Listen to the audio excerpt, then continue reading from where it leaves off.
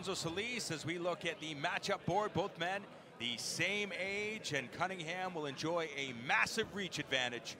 Will he be able to utilize that to his advantage in this catchweight contest? The big boys ready to throw down here at Samourai MMA Chapter 8. 6'5" and 6'1". Funny thing is that they were both the exact same weight at the weigh-in, even though the fight was scheduled for 200 pounds. Right. And they just happened to be at the exact same weight. As we see Gordon trying to... Nice leg kicks there to start off for Cunningham. Yeah, putting the jab out there. Nice right hand, but he's getting back up. Celis always going forward like that. But I think it's pretty safe to say when it comes to Gordon Cunningham, he has a specific path that he wants, and that is that beautiful Thai boxing, stand-up kickboxing background, where he's just trying to end your night with strikes. Absolutely. When he clinches, there's the move. Beautiful elbow. He's going for low kicks there. He had some calf kicks, switch stances. Now he's inside in the pocket. And that was some beautiful boxing on the exit. Nice low kick punch. An old school reference. A guy like Chuck Liddell, you have to remember he came from a wrestling background. He understood the way to get the fans excited was to start knocking people out. And as we talk about Chuck Liddell, we see Celis going for huge overhands. Swing and a miss there. Nice elbow and tight. I love the work Cunningham's doing inside.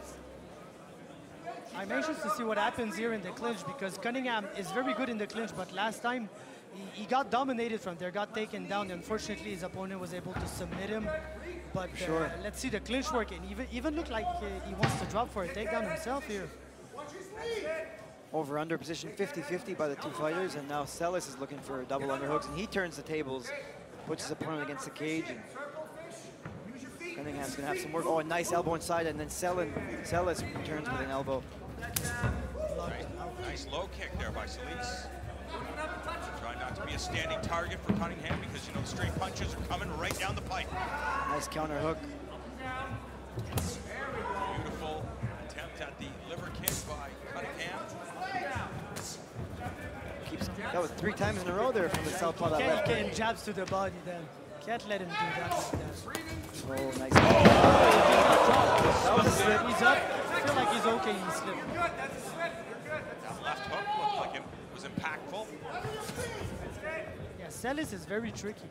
I kind of wonder why he didn't try a takedown yet, since he kind of had his way in some fights with wrestling, and like general consensus. There you go. General consensus would be that Celis would have better grappling than Gordon Cunningham, but good balance here. Yeah, so tall, 6'5". Just you have that single leg on those guys on the head and side. Keep those feet on the ground. It's so hard to get elevation, get underneath the hips. Jamie, can you tell us when it comes to wrestling, is it more difficult to take a taller man down? I think, you know, some of the tall guys just have such good balance. I think it does come down to athletic ability, but of course some taller guys, you know, just because they have their limbs, you know, kind of always on the ground, especially a single leg. Usually you lift up a guy's leg. If the guy's taller than you, you have to lift it up, but it's already on the ground. So, you know, everybody uses their strengths and their advantages, but Cunningham, I'm sure, is well-versed in wrestling defense, especially coming from that camp he's in. I had trouble with tall guys, though. Tough to get underneath them sometimes to lift them up.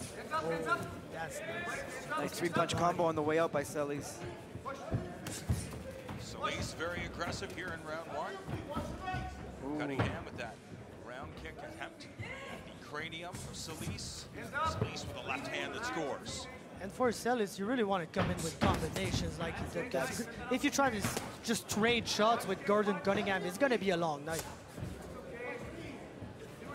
Ooh, nice little switch kick there to the body, and then he stays southpaw, does Cunningham. Cunningham switching stances, but like you said, Fab, Celis just keeps coming forward. Oh, and he eats a leg switch head kick. Jamie, what's the best way to stop an opponent from advancing forward? Is it just to inflict as much damage as possible? We saw Adesanya and Strickland. If you don't threaten them with something, if you don't hit them hard, they're going to keep coming forward and keep coming forward and keep coming forward. So sometimes you just, you know, put yourself in the fire and you got to throw something that gets their respect, and then maybe they say, oh, I'll back up, or maybe throw some feints and see if they react to those. But, you know, you're going to have to be active.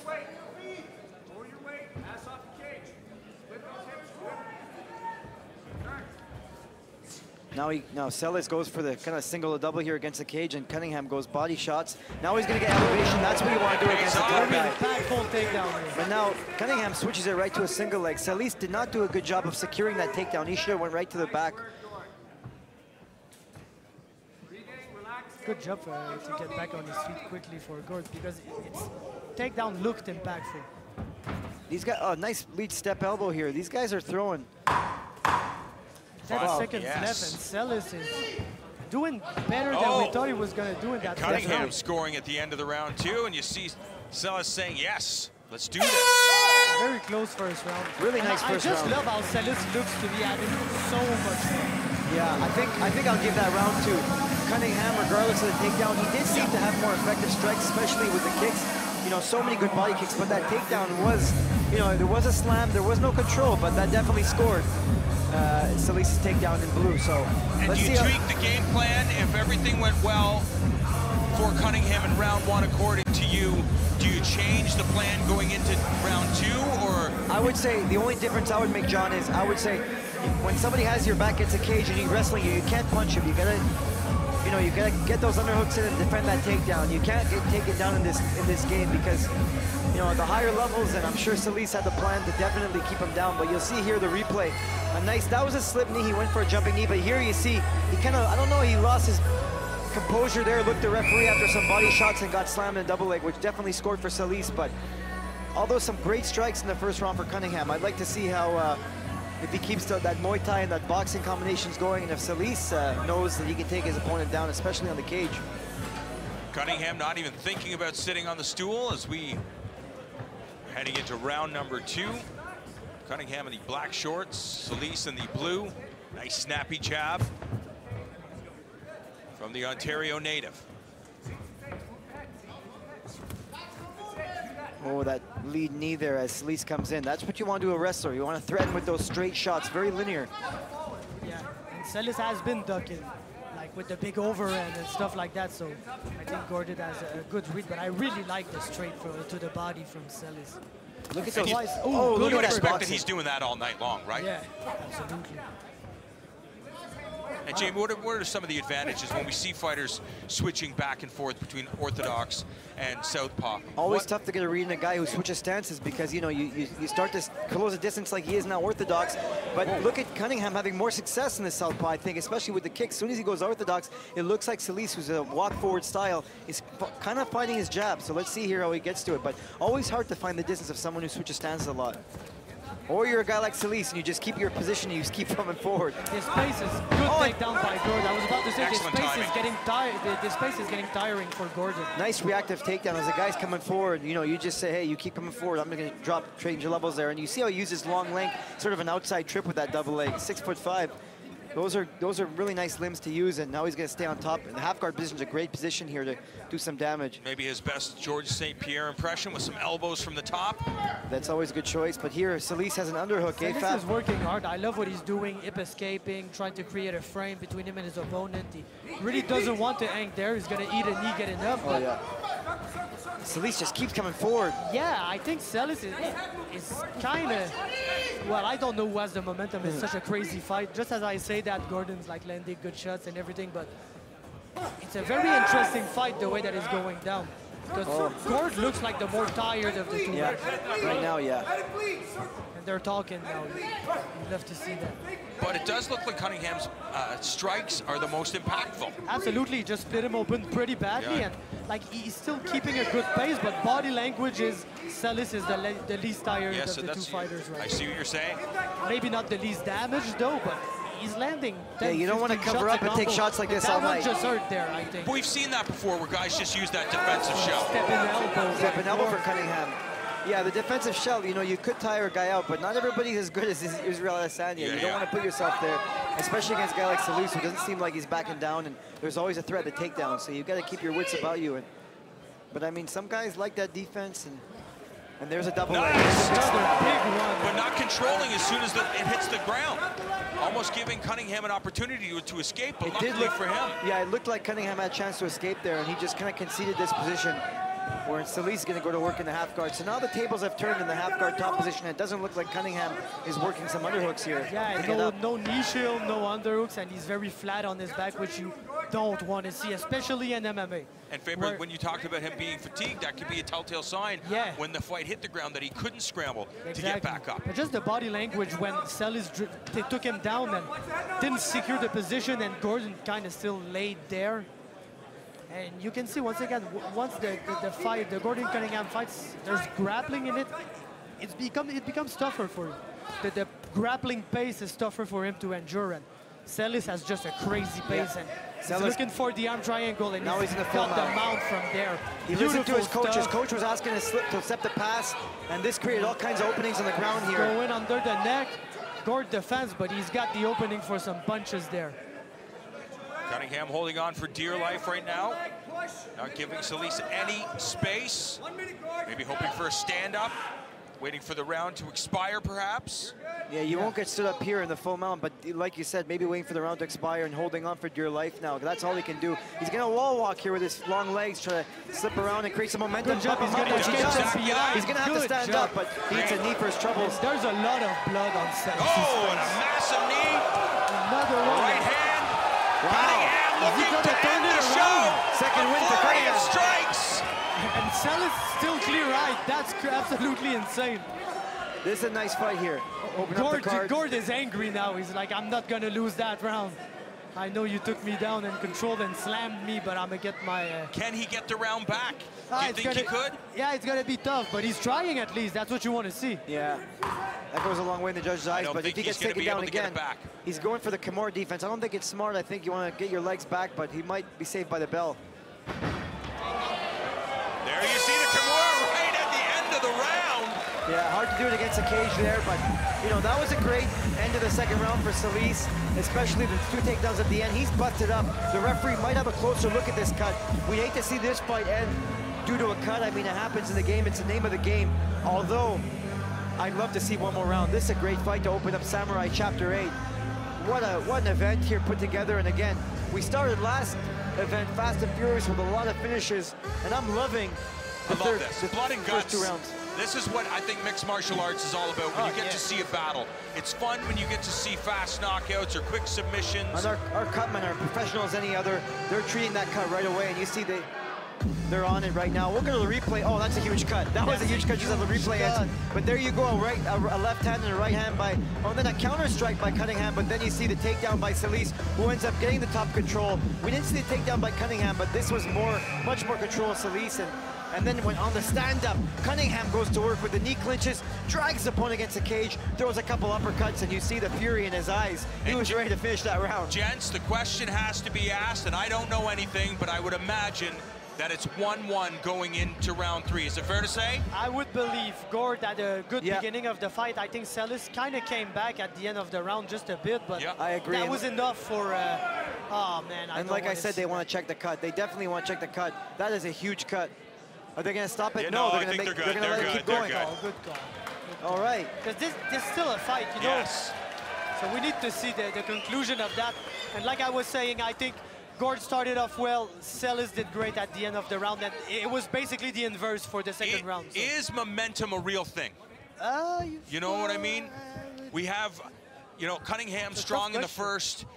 Celis coming on in the second. Can he take that and run with that in the third thing? Is that a real thing? I think it's one thing when the guys are fatigued. Fatigue really matters. But you see, Cunningham's not backing down, and it looked like Celis had all the momentum. As soon as Cunningham, as long as you don't let the momentum swing for too long, I think it's a real thing. But there's Celis, just a 4-punch combination, including 2 uppercuts. That was fantastic. I think momentum is a real thing. As long as you're on the defensive side of it, you turn around as quick as you can. Oh, as soon as he steps in, they stepped into so many shots in this fight. I'd like to see a body kick from here by Cunningham.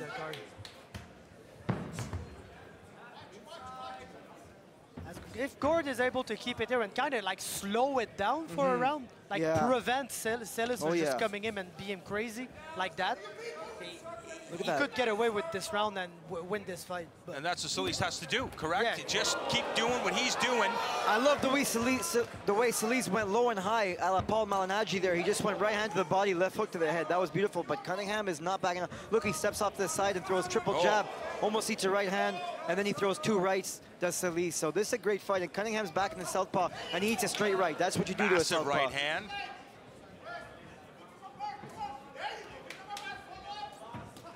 There's another uppercut. These guys have thrown more uppercuts in this fight than I've seen, I think, in the last card there all night. And we love to see uppercuts. Celis with his best Terminator impression, just constantly moving forward. showcasing no fear.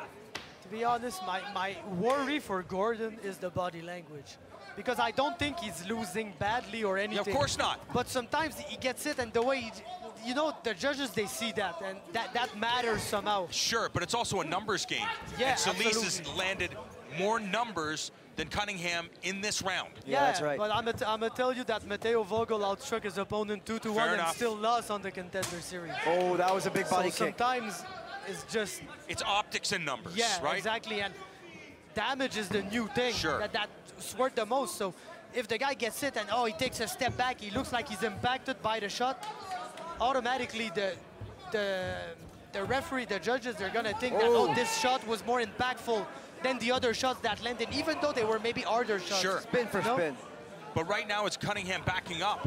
Whoa. And Celis is the one moving forward. Absolutely. Beautiful boxing, tight boxing in there. Beautiful boxing in there. Celis trying to empty the tank, trying to take out Cunningham, which I absolutely love, because you know he's in full control here. Anybody that's watching this round understands that Celis is winning the round. Yeah, this is Celis round. Yeah. It's not a 10-8, but it's pretty close. If he drops him, it might be 10-8, because right now he's just going to work with the body. But just as I say that, Cunningham goes back upstairs. Cunningham stopped going to that southpaw left kick. There he throws a straight left, which is nice, but I'd like to see more activity out of Cunningham. Who knows how fatigued he is, but great job by Celis to finish off this third round. And I love that Celis wants... What happened there? He kind of a punch to the back, and he's just telling the ref, look, you can't punch me in the back like that. That was sort of a rabbit punch to the back of the kidneys or the spine. I don't. Kind of called his own foul here. Yeah, he did turn. You know, he did turn with like it. when people call their own fouls. Yeah. I gotta say it. It is true. He did turn his back, and it was, you know, it was his defense giving his back like that. But Jedi mind trick, right? oh yeah, maybe. Yeah, like you said, John, he can't cover up, but just as I said that, he goes for the uppercut. I like this defense from Cunningham. And this now. is, I believe, Cunningham's opportunity. He's got to inflict serious damage here. But Celis just has more juice right now. Double leg, That's cut the just corner. the bottom line here, I think. Now if he gets the hands together, it's going to be a takedown. There it is. And you just cruise out. If you are Celis, you just stay in this position. You have less than a minute. If you stay, if you end the round on top, I you've don't won. think he has that in him. He's a madman everywhere he fights. And you got to feel that Gordon is so fatigued. You got to go for it. And I think his father in the corner wants him to go for it, as I can hear. So...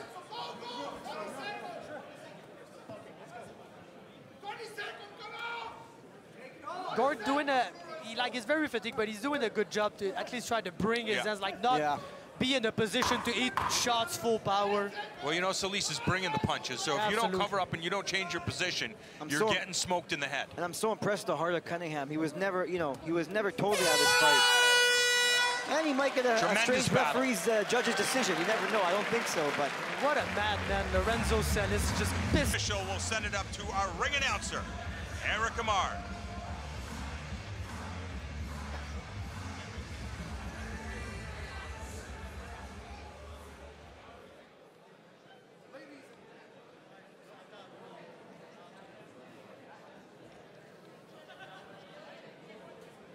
Ladies and gentlemen, after 3 rounds, we go to the judges' scorecards. Après ces 3 rounds, nous allons à la décision des juges.